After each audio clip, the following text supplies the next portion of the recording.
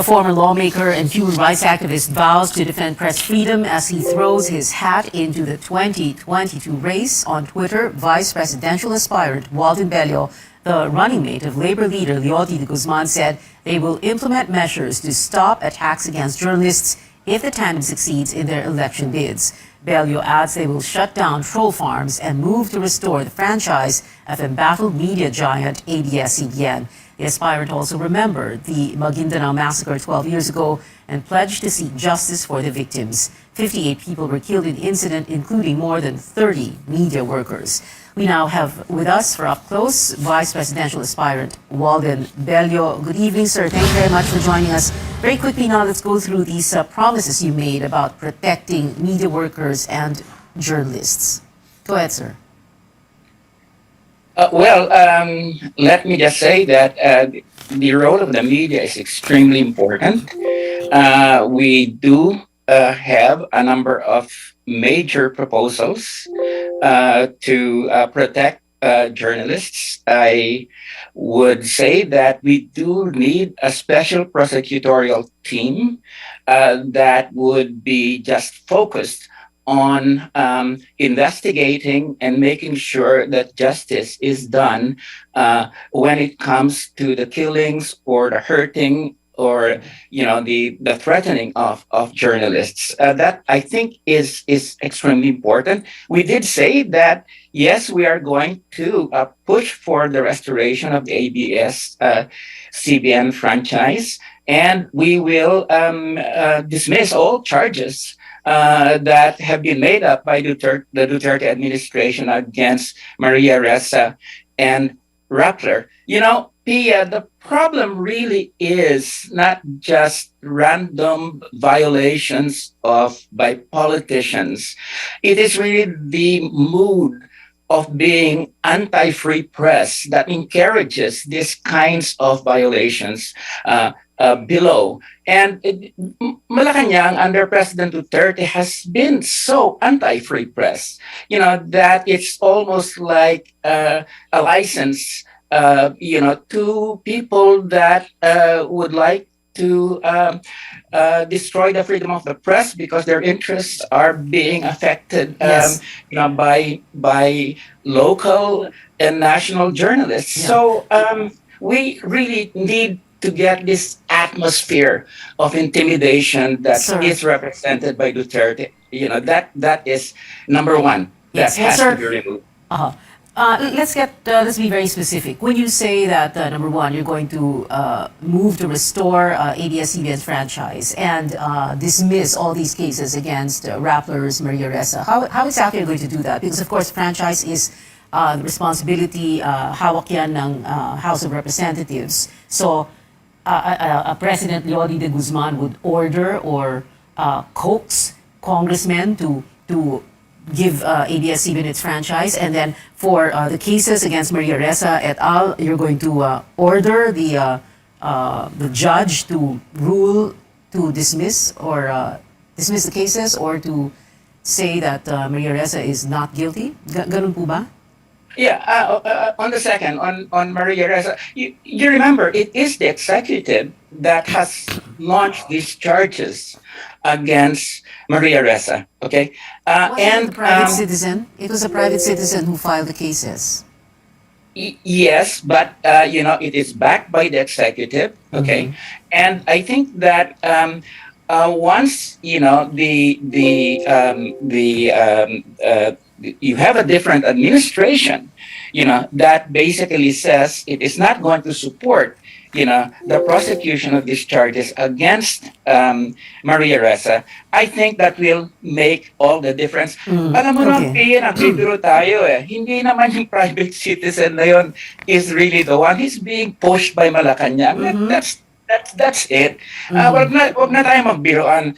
That's Duterte's ploy. And if we but to go to the second point, yes, Congress will have to take a role in terms of restoring the franchise.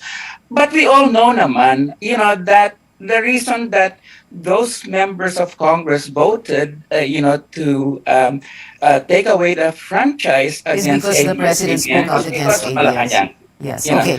was Well, because of yes. Malacanang's Oh. pressure. Well, So, of course, uh, yes.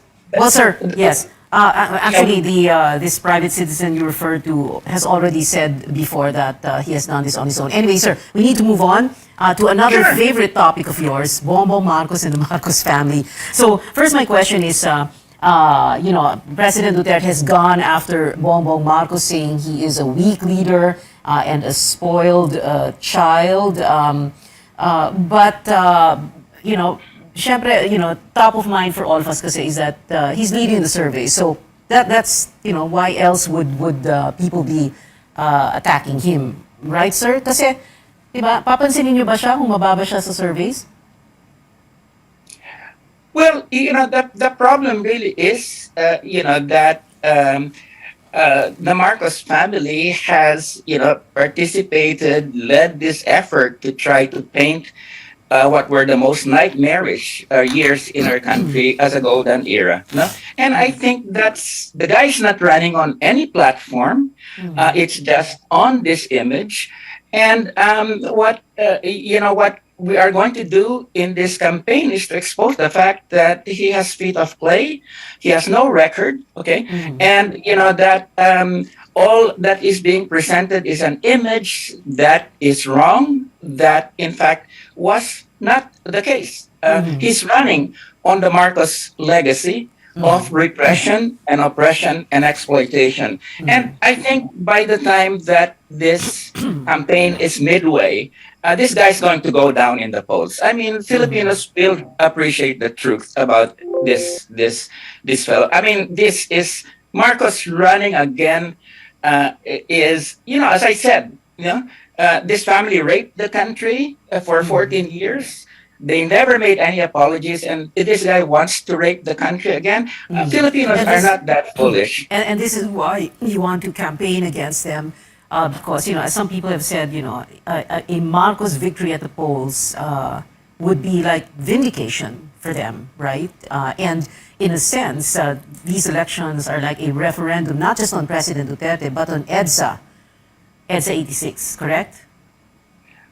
Well, I mean, I think that's true. It will be a referendum on, to some extent, on the inadequacies of what happened of the EDSA governments.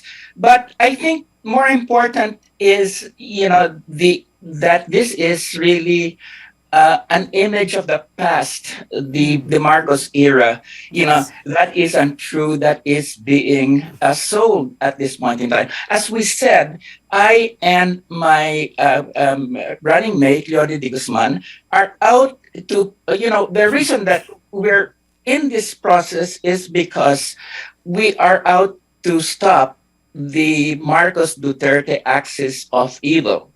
And in order to do that, we are presenting a vision for the future that does not bring us back to the dark era of the Marcos Yes. Well, period, sir, yes. that goes away from the inadequacies of the EDSA period, and of course, away from the bloody reign of Duterte. We are presenting a program, very detailed program for the future, and that's what differentiates us from the other Yeah. Well, candidates. part of this effort, like you say, to defeat this axis of evil, as you call it, no, is to exhume the body of Ferdinand Marcos from the Libingan ng Mabayani, where it is currently buried, and return it to Batak. So, are you saying that if you and Leody Guzman were to win, the two of you would personally go to the Libingan and oversee the exhumation of the remains and its return to Batak, Ilocos Norte?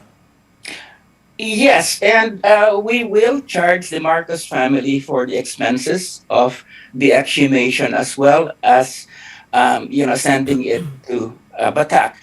But as I said, if Madame Tussauds Wax Museum is interested in this waxen image of Marcos, then we'll sell it to the Madame Tussauds, and the money goes to the Philippine government. So as far as we're concerned, let's exhume that body, get it out, get it to Batak, or send it to Madame Tussauds in Hong Kong. Would they be interested? I would imagine so. Madame Tussaud would, they take all sorts of images, Uh-huh. including Watson images. Uh-huh. Just recently, Bongbong Marcos, through his lawyer, submitted drug test results to PIDEA and the NBI and the PNP. You believe them, of course. Do you? I would never believe anything submitted by a liar like Marcos. I mean, Even this if it guy is, lied about yeah. his university degree, right? Even if it Uh, is supposedly a certification from a renowned hospital, St. Luke's, although we did try to get official word from them. well, I would not put anything beyond this family. They could buy St. Luke's for all I care. This is not something that you would take firsthand coming from Marcos. And as I said, I if the COMELEC wants to requires us to do drug testing, Calyode and I will do it, but we're not going to do it to participate in this circus that is mainly out to clean Bongbong Marcos. No, no, this is not. And unfortunately, Isko Moreno and Soto, etc. They're all participating in this circus at this point in time, and it's shameless. It's shameful. Okay, well, We Lenny should Robredo said she would undergo drug testing, basta random. But anyway, sir, we need to take a very quick break. When we return, we'll still have with us Vice Presidential hopeful. Oh, anyari sa'yo? Ba't nakasimangot ka? Alam ko na. Masakit ang katawan mo, ano? Sa sobrang trabaho? O di kaya masakit ang ulo sa sobrang stress? Break ka muna. Hinga ng malalim at imasahe ang ulo mo gamit ang Herbalaya Liniment Oil. Ako rin ganun eh. Kaya pag mataas ang tensyon sa trabaho, mag-Herbalaya break ka muna. Herbalaya Liniment Oil. Amoy na kaaya-aya. Sa bawat pahid ay ginhawa.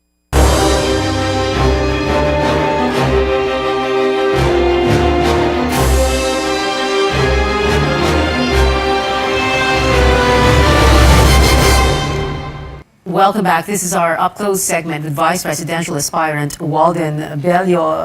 Sir, I think we've talked enough about Bongbong Marcos in the first segment of the show, but so let's move on.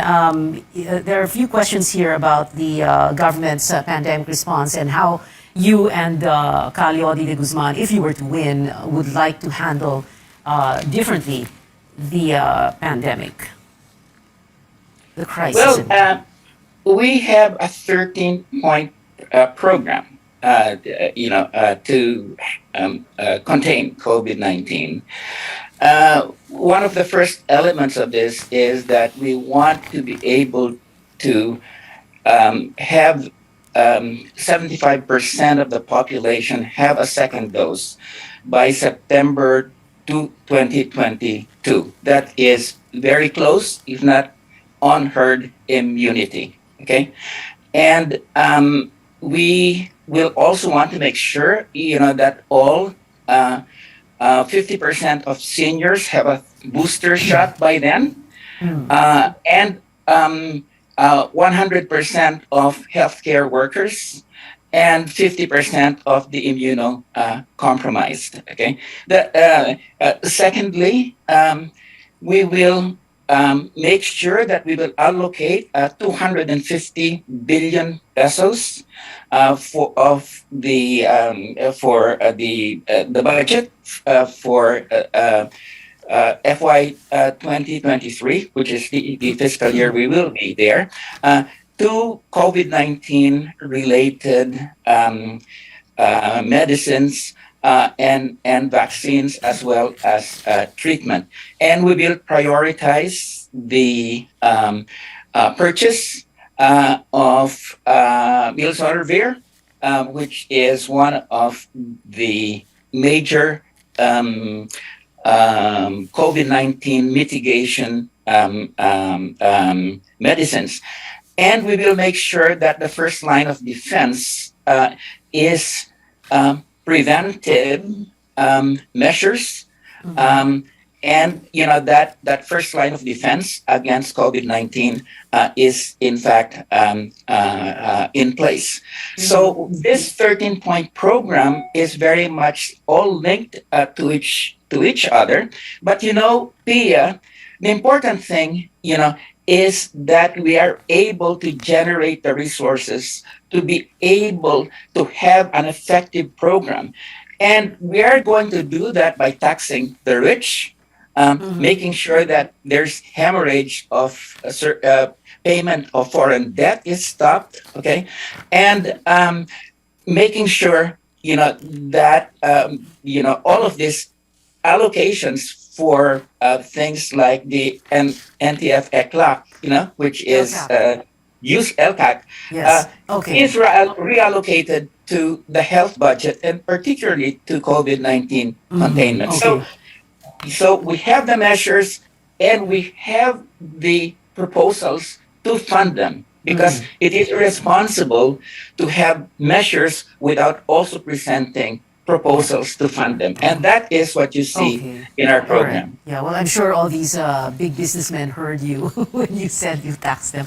But anyway, I wish we had more We're going to time. tax Pero, them. yeah. We're talking about $1 trillion to be gained, from taxing the top 250 billionaires in the country. And we're serious about that. Thank you so much for being with us. I hope we can have you back here again, Vice Presidential Aspirant Walden Bello, sir. Maraming salamat po. O, anyari sa'yo? Ba't nakasimangot ka? Alam ko na. Masakit ang katawan mo, ano? Sa sobrang trabaho? O di kaya masakit ang ulo sa sobrang stress? Break ka muna. Hinga ng malalim at imasahe ang ulo mo gamit ang Herbalaya Liniment Oil. Ako rin ganun eh. Kaya pag mataas ang tensyon sa trabaho, mag-Herbalaya break ka muna. Herbalaya Liniment Oil. Amoy na kaaya-aya. Sa bawat pahid ay ginhawa. O, anyari sa'yo? Ba't nakasimangot ka? Alam ko na. Masakit ang katawan mo, ano? Sa sobrang trabaho? O di kaya masakit ang ulo sa sobrang stress? Break ka muna. Hinga ng malalim at imasahe ang ulo mo gamit ang Herbalaya Liniment Oil. Ako rin ganun eh. Kaya pag mataas ang tensyon sa trabaho, mag-Herbalaya break ka muna. Herbalaya Liniment Oil. Amoy na kaaya-aya. Sa bawat